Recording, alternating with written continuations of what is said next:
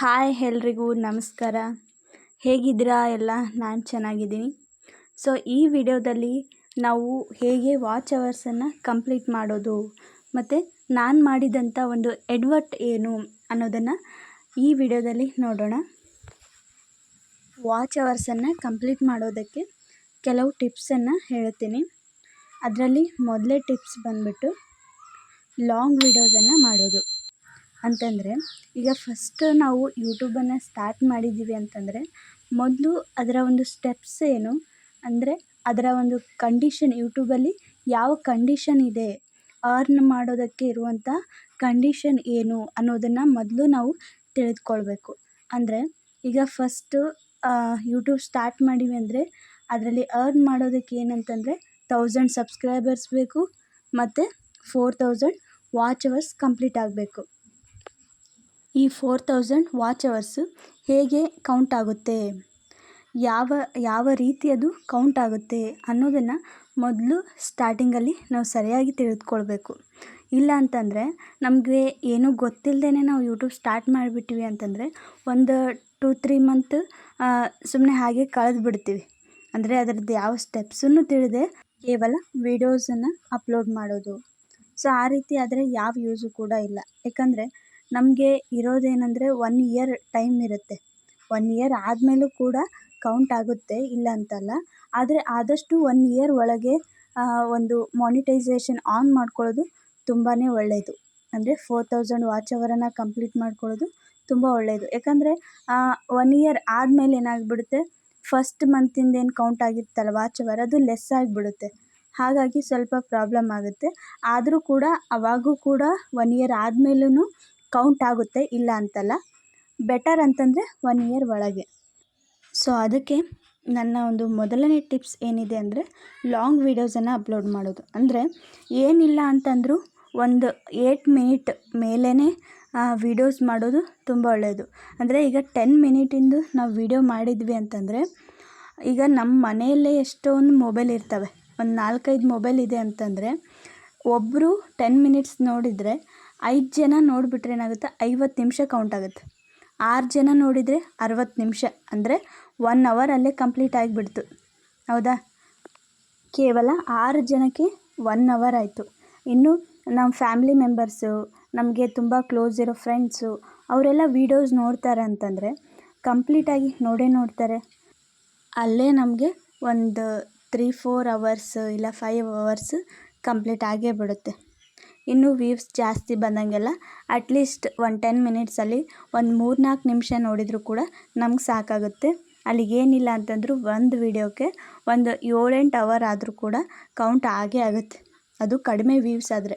ಇನ್ನು ಜಾಸ್ತಿ ಆದರೆ ಜಾಸ್ತಿನೇ ಕೌಂಟ್ ಆಗುತ್ತೆ. ಸೊ ಹಾಗಾಗಿ ಆದಷ್ಟು ಒಂದು 10 ಮಿನಿಟ್ ಮೇಲೇ ವೀಡಿಯೋ ಮಾಡೋದಕ್ಕೆ ಟ್ರೈ ಮಾಡಿರಿ. ಸೊ ನೆಕ್ಸ್ಟ್ ಟಿಪ್ ಬಂದುಬಿಟ್ಟು ಶಾರ್ಟ್ಸ್ ವೀಡಿಯೋನ ಅಪ್ಲೋಡ್ ಮಾಡೋದು. ಶಾರ್ಟ್ಸನ್ನು ಅಪ್ಲೋಡ್ ಏನಕ್ಕೆ ಮಾಡಬೇಕು ಅಂತಂದರೆ, ಶಾರ್ಟ್ಸ್ಗೆ ವ್ಯೂವ್ಸ್ ಜಾಸ್ತಿನೇ ಬರ್ತವೆ. ಹಾಗಾಗಿ ನಾವು ಸ್ಕ್ರೋಲ್ ಮಾಡ್ತಾ ನಮ್ಮ ವೀಡಿಯೋಸ್ ವೈರಲ್ ಆದವು ಅಂತಂದರೆ ಅಲ್ಲೇನಾಗುತ್ತೆ, ವ್ಯೂವ್ಸ್ ಜಾಸ್ತಿ ಆಗುತ್ತೆ. ಅದರಿಂದ ಏನಾಗುತ್ತೆ, ಸಬ್ಸ್ಕ್ರೈಬರ್ಸು ಗೇನ್ ಆಗ್ತಾರೆ. ಶಾರ್ಟ್ಸಿಂದ ಮೊದಲು ಆಗೋದೇ ಸಬ್ಸ್ಕ್ರೈಬರ್ಸ್ ಜಾಸ್ತಿ ಆದರೆ ಅವ್ರಿಗೇನಾಗುತ್ತೆ, ನಮ್ಮ ವೀಡಿಯೋ ನೋಟಿಫಿಕೇಷನ್ ಹೋಗುತ್ತೆ. ಸೊ ಅದರಿಂದ ಅವರು ನಮ್ಮ ಲಾಂಗ್ ವೀಡಿಯೋ ನೋಡೋ ಸಾಧ್ಯತೆ ಕೂಡ ಇದೆ.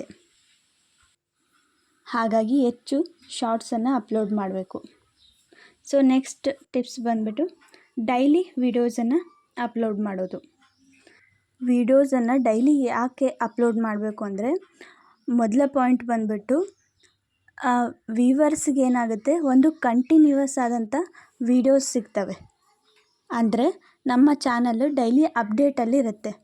ಈಗ ಜನರಿಗೇನಾಗುತ್ತೆ, ಡೈಲಿ ನಾವು ವೀಡಿಯೋನ ಹಾಕ್ತಾಯಿದ್ದೀವಿ ಅಂತಂದರೆ, ಇವರಲ್ಲಿ ಏನೋ ಒಂದು ಕಂಟೆಂಟ್ ಇದೆ.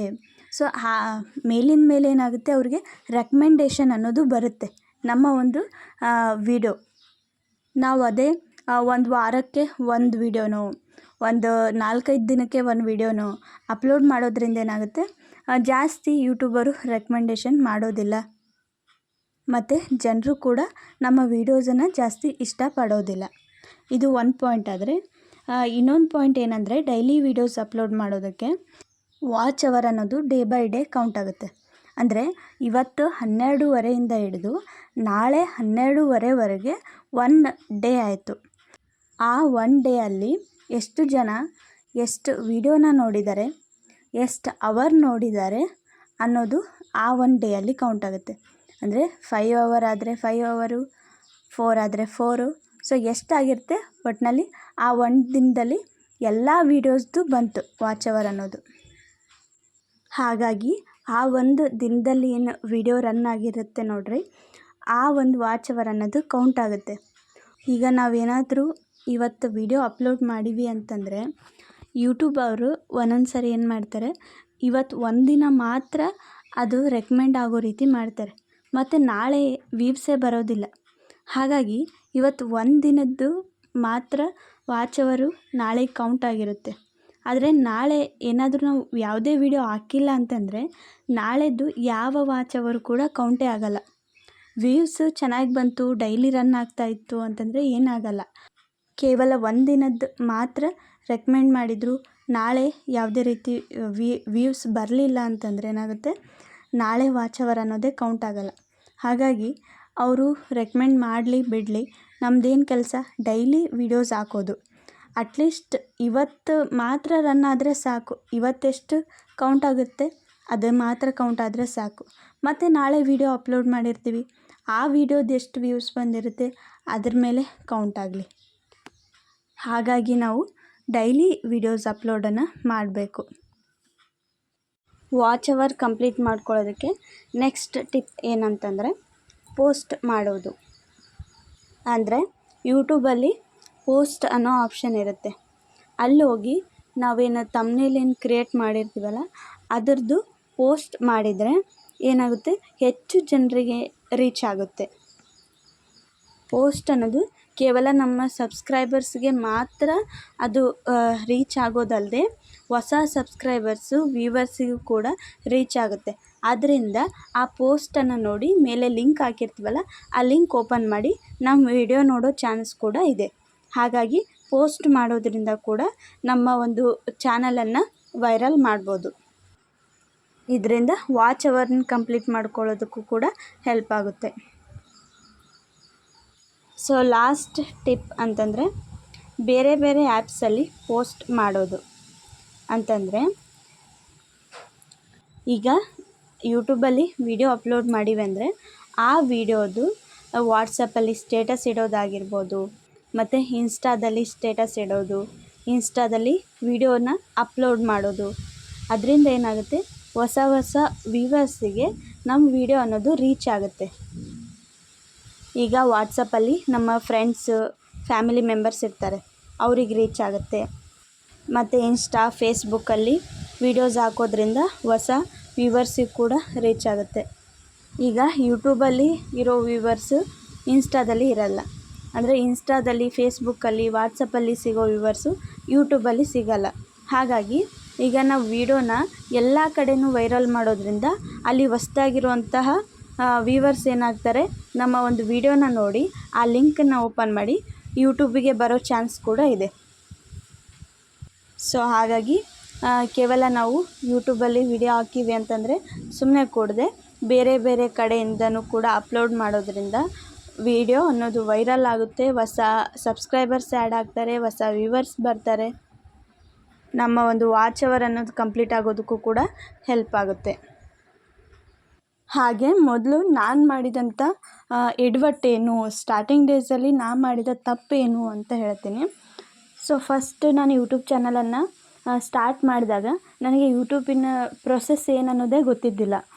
ವಾಚ್ ಅವರ್ಸ್ ಕಂಪ್ಲೀಟ್ ಮಾಡೋದೇನು, ಎಷ್ಟು ಕಂಪ್ಲೀಟ್ ಮಾಡಬೇಕು ಅದ್ರ ಬಗ್ಗೆ ಐಡಿಯಾನೇ ಇದ್ದಿದ್ದಿಲ್ಲ. ಹಾಗಾಗಿ ನಾನು ಒಂದು 2-3 ಮಂತ್ ನನಗೆ ಅದ್ರ ಬಗ್ಗೆ ಐಡಿಯಾನೇ ಇದ್ದಿದ್ದಿಲ್ಲ. ಸುಮ್ಮನೆ ಶಾರ್ಟ್ಸ್ ವಿಡಿಯೋನ ಅಪ್ಲೋಡ್ ಮಾಡೋದು, ಅಂದರೆ 1-2 ಮಿನಿಟು 3 ಮಿನಿಟು ಈ ರೀತಿಯಾಗಿ ವಿಡಿಯೋನ ಅಪ್ಲೋಡ್ ಮಾಡ್ತಾಯಿದ್ದೆ.